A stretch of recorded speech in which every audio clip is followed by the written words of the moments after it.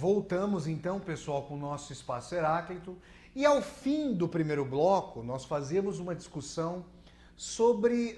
Nós continuávamos a discussão, desdobrávamos a discussão sobre sociopatologia da vida cotidiana a partir daquelas duas questões fundamentais propostas pelo Dostoiévski e pelo Machado.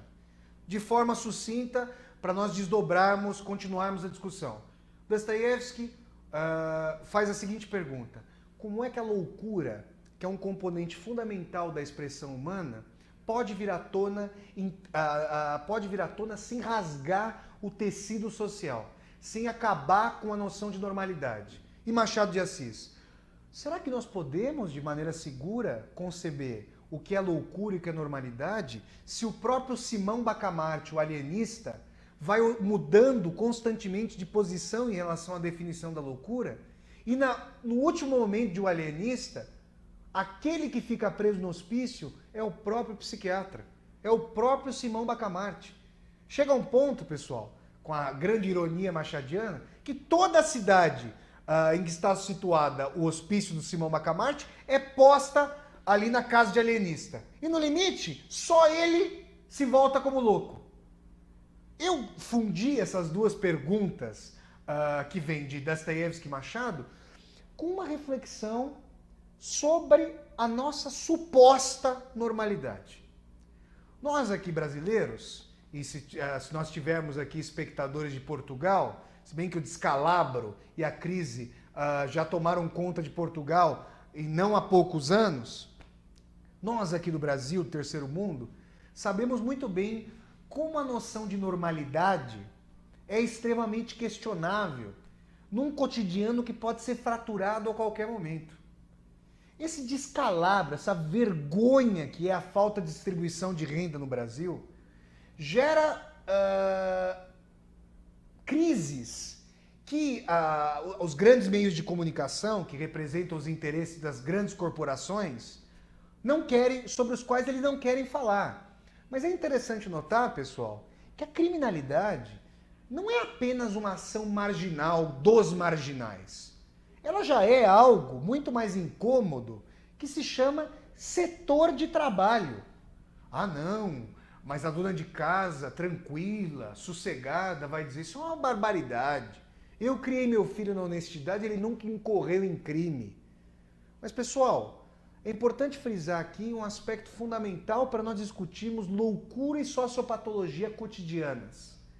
A noção de que os valores civilizatórios, os 10 mandamentos catolicamente propugnados, e sobretudo não matarás, fazem parte da sociedade de maneira muito modulada, muito diferencial entre as classes. Eu já tive a oportunidade há alguns anos de ser professor de escola municipal aqui em São Paulo, e digo a vocês, com muito pesar, que eu estava falecendo. Eu não digo de maneira efetiva, mas de maneira lenta, e isso iria me consumir, ao perceber, ao me dar conta. Eu dava aula para o ensino fundamental 2 na ocasião, dava aula de história, à época, pessoal, o número de casos de abuso sexual de, sobretudo meninas, de 11, 10, 12 anos. E aí, obviamente, que os setores mais conservadores da sociedade brasileira vão falar: mas esses pobres, esse lixo, essa escória social, eles não têm o mínimo de estruturação de valores. Esse é o discurso mais fácil, mais imediato, que não percebe a forma pela qual essas pessoas são socializadas. Ou pior, a forma pela qual essas pessoas não são socializadas. Aquilo com que eu me deparava, pessoal, era a noção de família, núcleo familiar burguês, completamente fraturado. Pessoas que viviam à margem de completamente tudo. Ou seja, casas de papel, casas de madeira, infiltradas por esgoto, esgoto sem qualquer tratamento, ratos, baratas, formigas, tudo invadindo a casa. Imaginem vocês uma série de casas sobre córregos. Uma vez eu me deparei com um aluno cheio de feridas no rosto. Fiquei com medo que ele houvesse sido espancado pelo pai ou pela mãe. Ele veio dizer: não, professor, eu não sei eu não sei por que isso está acontecendo, mas desde que eu comecei a tomar banho com a água ali de casa, eu comecei a ser afetado por isso. Eu falei, mas tomar banho com a água de casa? E na minha ingenuidade de classe média, perguntei ao aluno, mas como assim? Não, professor, que eu levanto a tábua da minha casa, eu pego água ali no córrego para tomar banho. Será que é natural? Será que é inata a noção de saber que água putrefata do esgoto, aliás, da falta de esgoto, água com coliformes fecais, transmite doenças? Eu certamente sei disso porque tive a oportunidade de estudar. E o telespectador, muito provavelmente, o sabe pelo mesmo motivo. Mas essas pessoas tiveram a negação do princípio de informação, do princípio de formação. Pais desempregados há muito tempo, vidas completamente oscilantes, sujeitas ao poder local, poder muitas vezes entregue ao tráfico de drogas, aos desmandos e à violência da polícia, violência indiscriminada naquelas regiões. E o cálculo que um universitário de classe média ou que um recém-formado faria, eu vou, sob a proteção da minha família e dos meus pais, eu vou preferir este emprego a este outro, justamente porque este pode me dar mais projeção, pode me dar mais tranquilidade, um salário melhor, obviamente, é o mesmo cálculo que é feito ali na periferia, em que uma pessoa, um rapaz, um jovem, pode preferir entrar para uma biqueira, que é um serviço. Apesar de a classe média não considerar a biqueira um serviço digno, e apesar de muitos filhos da classe média irem às franjas da favela para comprar essa droga, esse cálculo de trabalhar na biqueira e não no açougue ou no mercadinho contém o mesmo componente de maximização econômica que é feito na classe média. Só que a classe média não aceita, e muitas vezes sem grande reflexão, eu diria na totalidade das vezes, sem grande reflexão sobre isso, porque se trata de algo marginalizado. Se trata de algo que não faz parte desse cotidiano pacífico, ordenado, não caótico, burocratizado dessa classe média. Só que o interessante é perceber que esses dois mundos tendem a se encontrar nos faróis, nos assaltos, quando a empregada doméstica é contratada, na noção de preconceito social contra as meninas da classe média, ou contra as meninas pobres ou os rapazes pobres, taxados étnica e socialmente. Como é que essa violência é gerida? Será que o fato de o Brasil ser um país em guerra civil, se não nos bairros mais ricos, mas nas suas periferias, nas periferias das grandes cidades, como é que essa violência é gerida? Será que as questões levantadas pelo Machado e pelo Dostoiévski têm atualidade? Se tem atualidade, qual é a atualidade delas? E será que elas não deveriam ser reformuladas? Eu pergunto a vocês e me pergunto. E trago aqui uma discussão. Pessoal, é interessante pensar que a expressão de um assassinato, a banalidade do crime, como é veiculada cotidianamente em programas policiais, os mais variados, que vocês todos conhecem aí na televisão brasileira, será que essa banalidade, ao invés de mostrar a maldade desses agentes, desses criminosos, hediondos, e aí se propugna pela pena de morte de maneira irrestrita, será que ela não mostra a maneira pela qual o nosso país e grande parte dos países mundiais que pertencem a esse bloco do terceiro mundo, será que ela não tende a mostrar para nós a maneira pela qual a sociedade reproduz essa violência? Ou seja, será que o problema reside nos criminosos ou na criminalidade socialmente reproduzida? Por quê? Se essa criminalidade é louca, como querem os apresentadores dos programas policiais, eu pergunto a vocês, por que ela é impessoal? Por que os esquadrões de extermínio? Né? Nós sabemos que o Brasil só não tem pena de morte oficialmente, porque extraoficialmente milhares de pessoas morrem nas periferias das grandes cidades. Será que o fato de haver matança e aprisionamento dessas pessoas e o crime continuar a se reproduzir não mostra que a contextualidade de violência, a exposição a cadáveres todos os dias, a noção de falta de normatização e falta de normalidade não acirra essa violência? E será que o culto ao consumo, a noção de autoestima vinculada à posse de mercadorias, não acirra o ímpeto dessas pessoas duplamente? Primeiro porque elas são sensíveis ao fato de, por excelência, por nascimento, por pertencimento social, não possuírem as commodities, as mercadorias que as tornariam mais seres humanos. Então, primeiro pela carência e depois pela competitividade acirrada. Porque elas não quereriam tudo aquilo que a sociedade vende como sendo a alma do ser humano. Esses aspectos trazem para nós a noção de que, sob a suposta normalidade, se esgueira uma violência que nós já tomamos como segunda natureza. Ou, na verdade, não como simplesmente como algo cultural, mas como se fosse algo natural. Como se fosse algo para além da história. Isso constitui o ser humano. Eu digo isso para vocês porque quando eu me deparo, e já me deparei com isso muitas vezes, e certamente vocês também se depararam com situações semelhantes.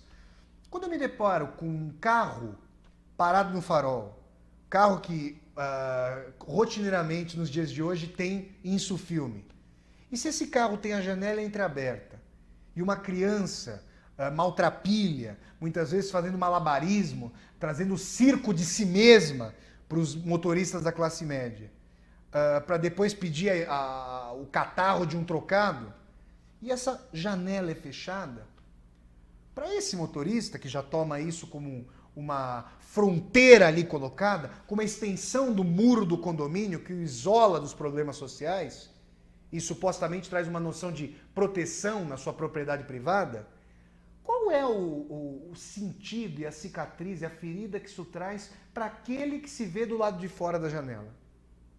Isso não vem para legitimar uma morte, mas vem para tentar compreender os motivos de profunda ferida que fazem com que, num momento de encontro, em que é invertida momentaneamente a posição de poder, no momento em que se dá um assalto, por exemplo, aquele que é sempre o miserável, o espoliado, o pobretão, aquele que não tem acesso às benesses que a sociedade considera como sendo dignas de estabelecer o que seria o ser humano, sobrepuja o membro de outra classe que é considerado maior do que ele em todos os sentidos.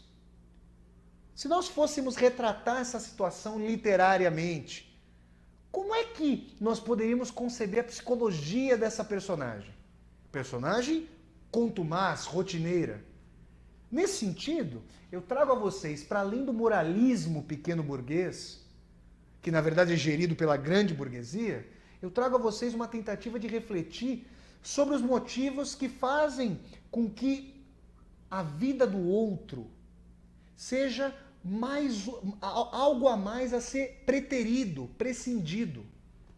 Isso não parece a vocês o cerne da loucura de que falaram Dostoiévski e Machado? Pois é justamente essa sociedade que não distribui renda historicamente, que tem muita dificuldade em discutir na esfera pública, nos meios de comunicação, em abrir democraticamente as instituições, para fazer discussões sobre inserção social, sobre igualdade, sobre melhoria efetiva do ensino público, com um aumento substancial da verba destinada à educação no PIB. Todas essas questões são fundamentais para nós entendermos que os países que diminuíram drasticamente os seus níveis de criminalidade atuaram com pesquisas sociológicas, psicológicas, aliando esses dois termos, a noção de que a criminalidade, obviamente que não é apenas um fator econômico, mas é todo um fator de inserção, que faz, por exemplo, que a noção de tabu de incesto, que para alguns pensadores é a noção fundante da civilização, chegue efetivamente às franjas da sociedade. E que, na verdade, nem haja mais franjas, porque a diferença social e econômica entre as classes já tende a ser muito menor. Países como os países escandinavos ou países da Europa Ocidental, que têm níveis de criminalidade praticamente inexistentes. É disso que eu tendo a falar como uma noção de cura, tentativa de cura para a sociopatologia da vida cotidiana.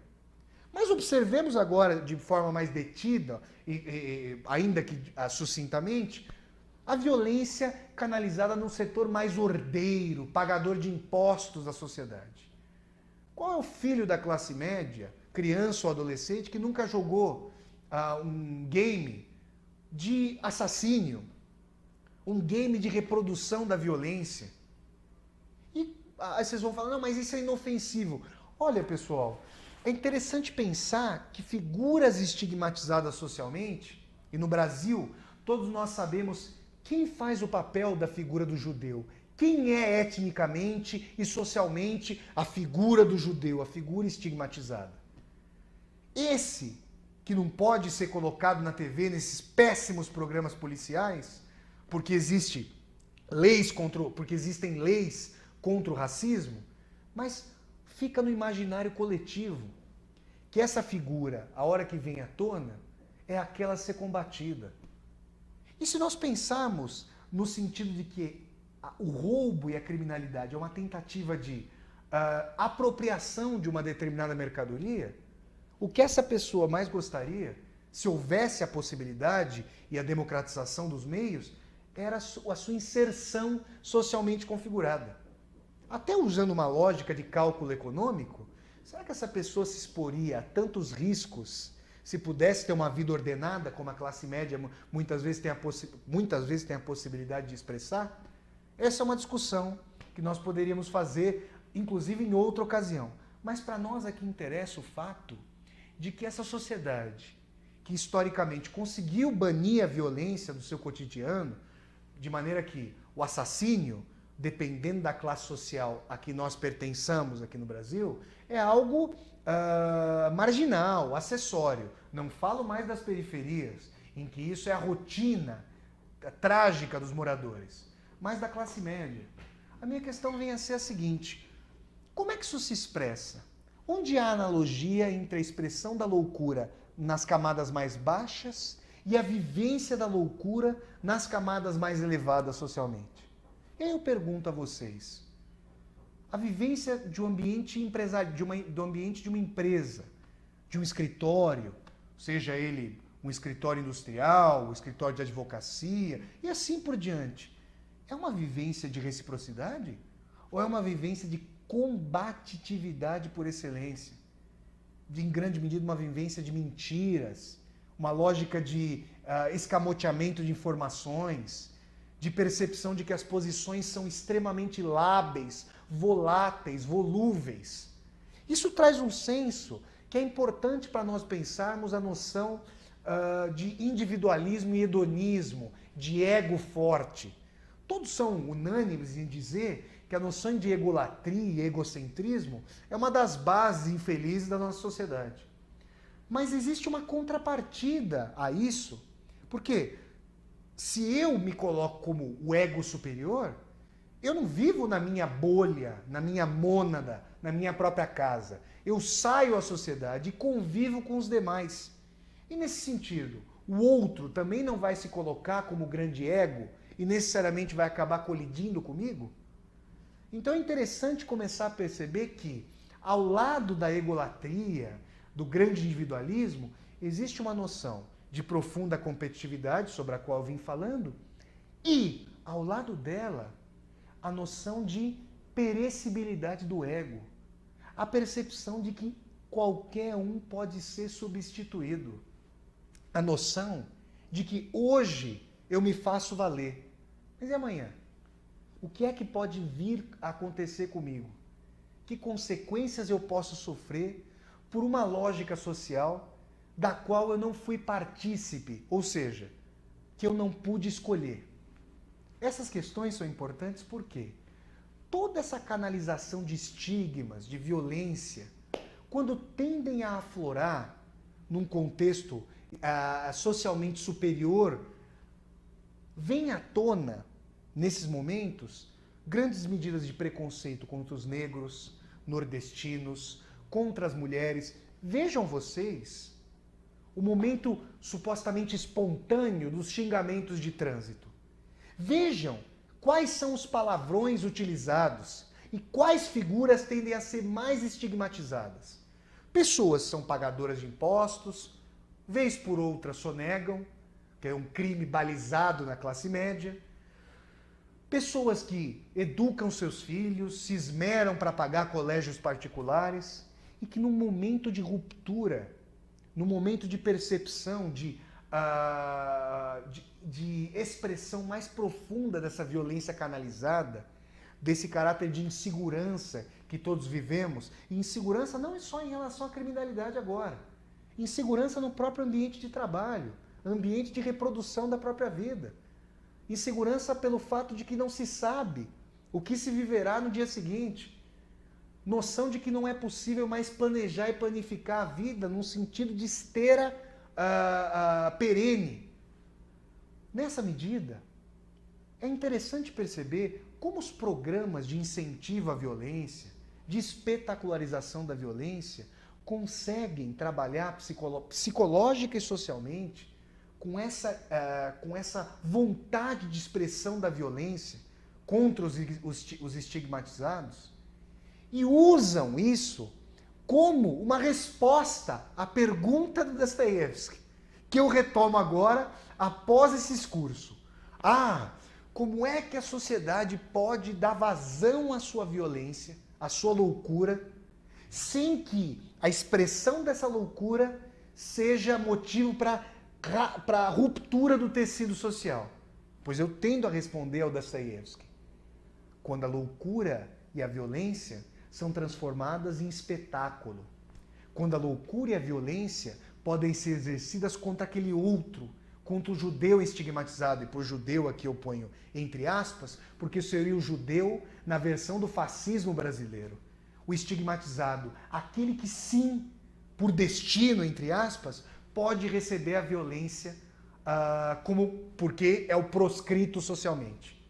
Mas é interessante pensar que essa mesma classe média e os estratos superiores a ela, que exercem, que delegam essa violência a seus esquadrões, fardados ou não, essa mesma classe média, em grande medida, padece pela falta de expectativa, pelo fato de a loucura que o alienista de Machado de Assis teve dificuldade em definir, voltar pela noção, que aí eu considero extremamente sadia, de depressão, ou seja, a sociedade nos deprime, nos comprime, e a possibilidade de expressão própria do ego, que já não tem ímpeto para trazer à tona um projeto de vida, começa a gerar a depressão socialmente prescrita, psiquiatricamente prescrita.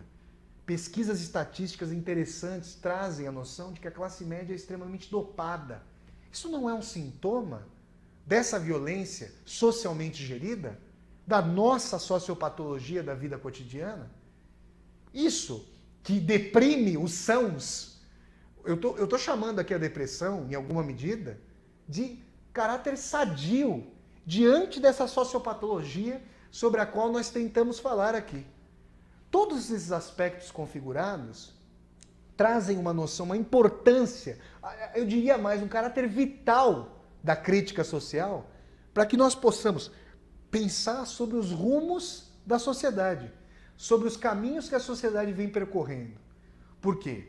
Se faz sentido um programa como esse, um debate como esse no Espaço Heráclito, e discussões sociofilosóficas, historicamente concebidas, em crítica a todos esses padrões de violência socialmente reproduzidos, e que a arte, como em Dostoiévski e Machado de Assis, muito bem soube compreender, isso vem à tona como sentido de possibilidade de ruptura com esse movimento.